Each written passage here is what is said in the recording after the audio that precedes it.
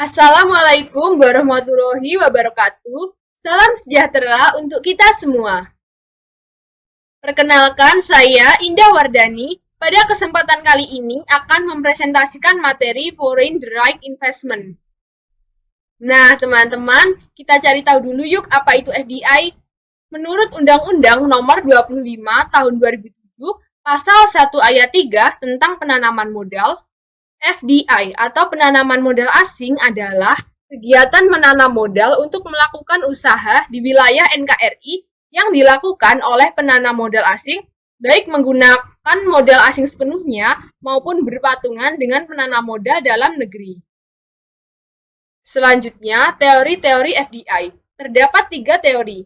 Yang pertama, teori kebergantungan.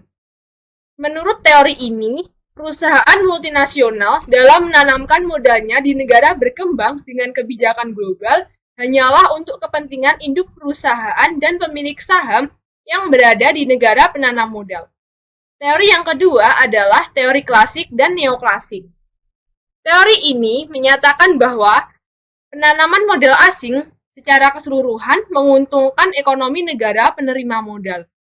Teori yang ketiga adalah teori penengah. Teori ini dikenal juga sebagai teori yang mengedepankan peran pemerintah atau negara dalam melakukan strategi pembangunan ekonomi, khususnya di negara-negara berkembang. Selanjutnya, bentuk-bentuk FDI. Secara umum, terdapat 3 bentuk FDI. Yang pertama adalah FDI konglomerat, yaitu investor yang melakukan investasi asing dalam bisnis yang tidak terkait dengan bisnis yang ada di negara asalnya. Misalnya, perusahaan asuransi Jepang yang mengakuisisi perusahaan perkebunan di Indonesia. Yang kedua adalah FDI horizontal, yaitu investor yang memproduksi barang yang sama di negara asing seperti produk di negara asalnya. Contohnya, ekspansi McDonald's di Indonesia. Yang ketiga adalah FDI vertikal, yaitu investor yang menargetkan industri hilir atau industri hulu dari bisnis mereka saat ini. FDI vertikal sendiri terdapat 2 jenis, yaitu FDI vertikal ke belakang dan FDI vertikal ke depan. FDI vertikal ke belakang adalah industri luar negeri yang menyediakan input untuk proses produksi di negara tujuan. Misalnya, perusahaan pembuat mobil Jepang mengambil alih pemasok ban di Indonesia. Sedangkan FDI vertikal ke depan yaitu industri luar negeri yang menjual output dari proses produksi di negara tujuan. Misalnya, perusahaan pembuat mobil Jepang mengakuisisi distributor mobil di Indonesia. Selanjutnya, strategi pendirian FDI. Terdapat 4 strategi pendirian FDI. Yang pertama adalah investasi greenfield, yaitu investasi dalam bentuk pendirian unit-unit produksi baru, di mana modal asing sepenuhnya dimiliki oleh perusahaan atau investor asing di negara penerima investasi tersebut. Contohnya, Coca-Cola dan Starbucks adalah perusahaan multinasional yang telah melakukan banyak investasi greenfield di seluruh dunia. Yang kedua adalah merger, yaitu proses penggabungan 2 perusahaan atau lebih menjadi 1 perusahaan saja dengan cara menyatukan saham berupa aset dan non-aset perusahaan yang di-merger. Contohnya, mulai Mei 2021, Gojek dan Tokopedia melakukan merger menjadi Goto.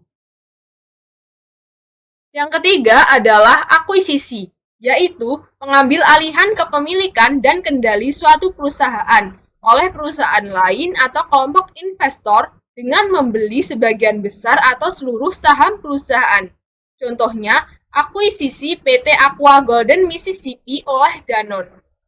Yang keempat adalah joint venture, yaitu investasi dalam bentuk pendirian unit-unit produksi baru, di mana modal asing tidak hanya dimiliki oleh investor asing saja, tetapi juga dimiliki oleh investor domestik di negara penerima investasi tersebut. Contohnya, pada tahun 2018, anak usaha Indofood yaitu Indo Agri Brasil dengan GNF Investimentos yang berbasis di Sao Paulo mendirikan 50-50 joint venture bernama Canapolis Group. For your information, Canapolis ini merupakan perusahaan yang bergerak di industri gula. Selanjutnya, inward dan outward FDI. Inward FDI adalah investasi dari mancanegara yang masuk ke Indonesia. 5 negara dengan investasi terbesar di Indonesia sepanjang kuartal kedua pada tahun 2021 adalah Singapura, Hong Kong, Belanda, Jepang, dan Tiongkok. Sedangkan outward FDI adalah investasi Indonesia ke negara lain. Selanjutnya, syarat-syarat penanaman modal asing di Indonesia. 1. Perusahaan merupakan bidang usaha yang tercantum dalam klasifikasi baku lapangan usaha Indonesia. Yang kedua, berbentuk perseroan terbatas yang dimiliki oleh setidaknya 2 pemegang saham. Yang ketiga, memperhatikan panduan bidang usaha yang tercantum dalam Peraturan Presiden Nomor 44 Tahun 2016. Yang keempat, nilai minimum investasi adalah 10 miliar, tidak termasuk harga tanah dan bangunan. Dan yang kelima, jumlah minimal modal yang disetor ke bank di Indonesia adalah 2,5 miliar. Nah, ini adalah data realisasi FDI di Indonesia berdasarkan lokasi pada periode triwulan kedua di tahun 2021. Data ini diambil dari website resmi BKPM.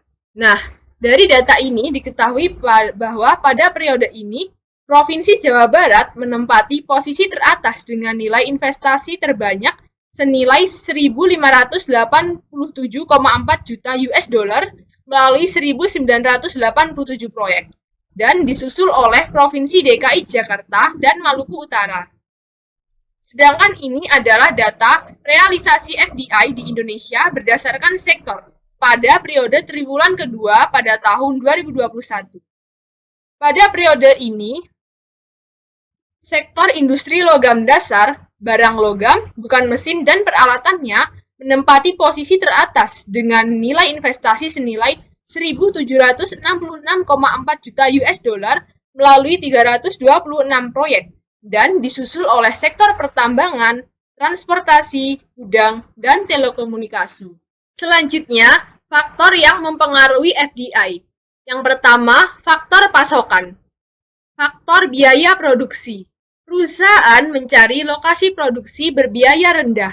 Contohnya, Intel yang mendirikan pabrik chip di Chengdu, China. Faktor logistik. Perusahaan memilih untuk melakukan proses produksi di negara tujuan daripada melakukan ekspor untuk menghilangkan biaya distribusi. Contohnya, PT Kenda Rubber Indonesia yang merupakan relokasi pabrik dari Shenzhen, China karena adanya peningkatan permintaan pasar di Indonesia. Faktor sumber daya.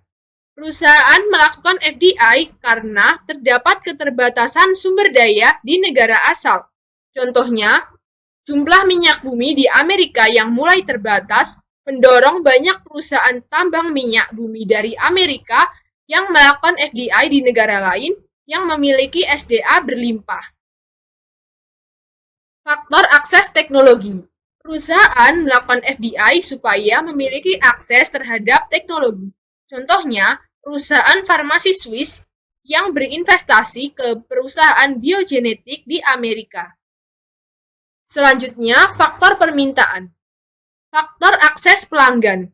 Terkadang, perusahaan fisik harus ada di negara tujuan. Contohnya, pada perusahaan yang bergerak di bidang kuliner seperti Pizza Hut. Mengapa harus memiliki perusahaan fisik? Sebab, untuk produk makanan pasti tidak tahan lama, sehingga harus ada toko fisik di negara tujuan. Faktor keunggulan pemasaran. Perusahaan melakukan FDI untuk mengefektifkan saluran pemasaran di negara tujuan. Sebab, dengan FDI, perusahaan bisa lebih memahami bagaimana selera masyarakat di negara tujuan tersebut. Faktor eksploitasi keunggulan kompetitif. Biasanya dilakukan oleh perusahaan dengan brand besar yang sudah kuat. Perusahaan memanfaatkan brand besar untuk masuk ke pasar negara tujuan. Faktor mobilitas pelanggan merupakan upaya perusahaan untuk lebih dekat dengan pelanggan. Selanjutnya, faktor politik. Faktor menghindari trade barrier. Perusahaan melakukan FDI karena terjadi tingginya trade barrier di negara asalnya.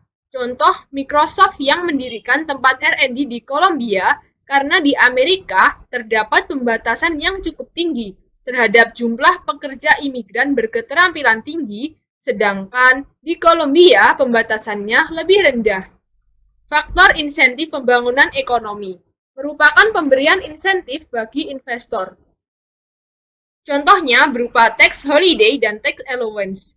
Tax holiday yaitu kebijakan pembebasan pajak selama jangka waktu tertentu yang diberikan negara pada perusahaan yang baru didirikan di negara tersebut dengan syarat nilai investasinya di atas 500 miliar. Sedangkan tax allowance adalah pengurangan pajak yang dihitung berdasarkan besar jumlah investasi yang ditanamkan untuk nilai investasi kurang dari 500 miliar. Selanjutnya, keuntungan FDI bagi host country atau negara tujuan. Yang pertama, adanya efek transfer sumber daya. FDI dapat membawa modal, teknologi, dan sumber daya manajemen yang sebelumnya tidak tersedia. Yang kedua, adanya efek ketenaga kerjaan.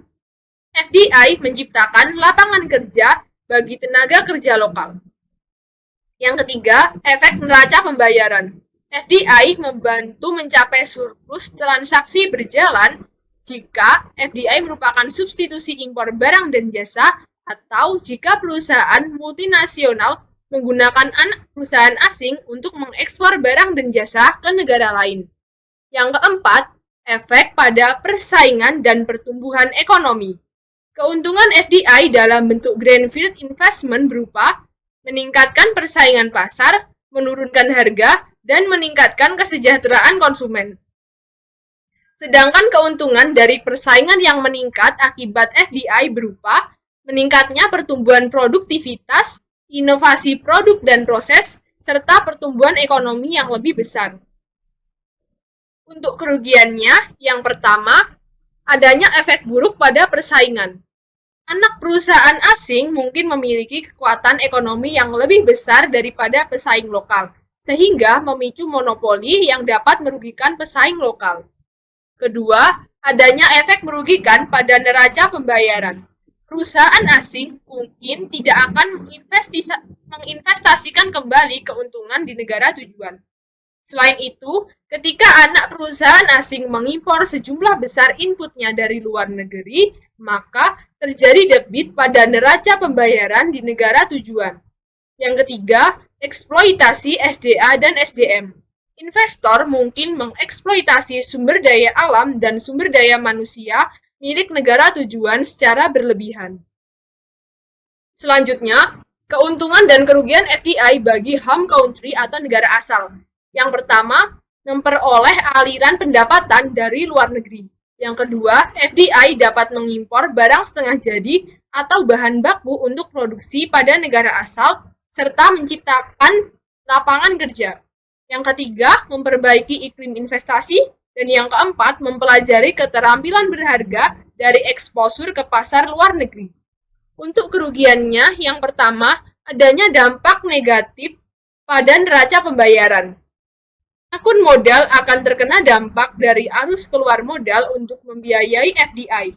Transaksi berjalan terpengaruh secara negatif jika tujuan FDI adalah untuk melayani pasar dalam negeri dari lokasi produksi berbiaya rendah atau jika FDI merupakan pengganti ekspor langsung. Yang kedua adalah efek ketenaga kerjaan dari FDI keluar. Jika negara asal menderita pengangguran, mungkin ada kekhawatiran tentang ekspor pekerjaan. Selanjutnya, contoh studi kasus.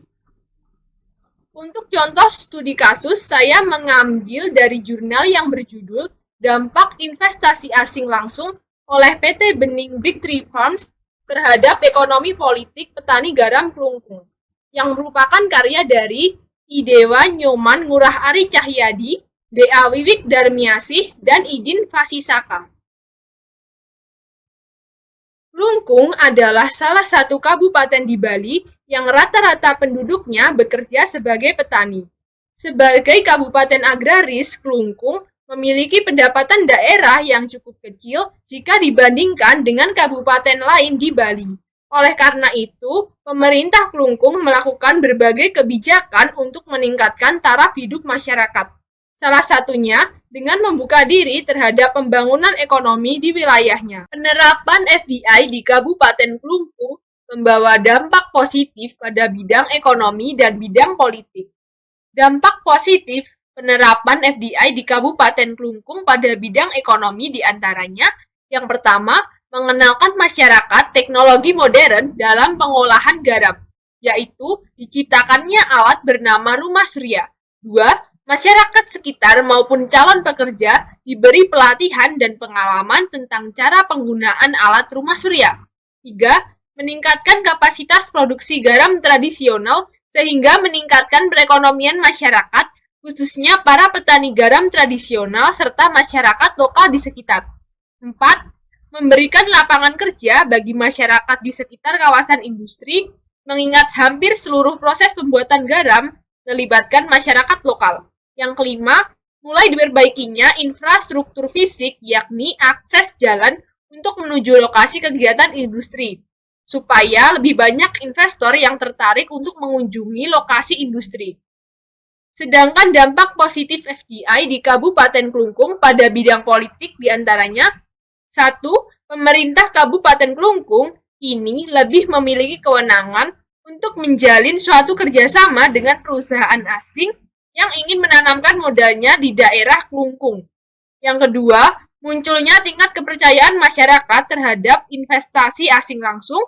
Dan yang ketiga, mengubah cara pandang para petani garam tradisional terhadap politik di Klungkung, di mana masyarakat mulai membangun suatu kelompok tani garam, dengan tujuan agar penyediaan bahan baku produksi yang diperlukan oleh perusahaan asing mampu dipenuhi oleh para petani garam tradisional. Sekian presentasi saya, kurang lebihnya mohon maaf. Semoga materi tadi bermanfaat bagi kita semua. Akhir kata, terima kasih telah menyaksikan presentasi saya. Saya mohon undur diri. Wassalamualaikum warahmatullahi wabarakatuh.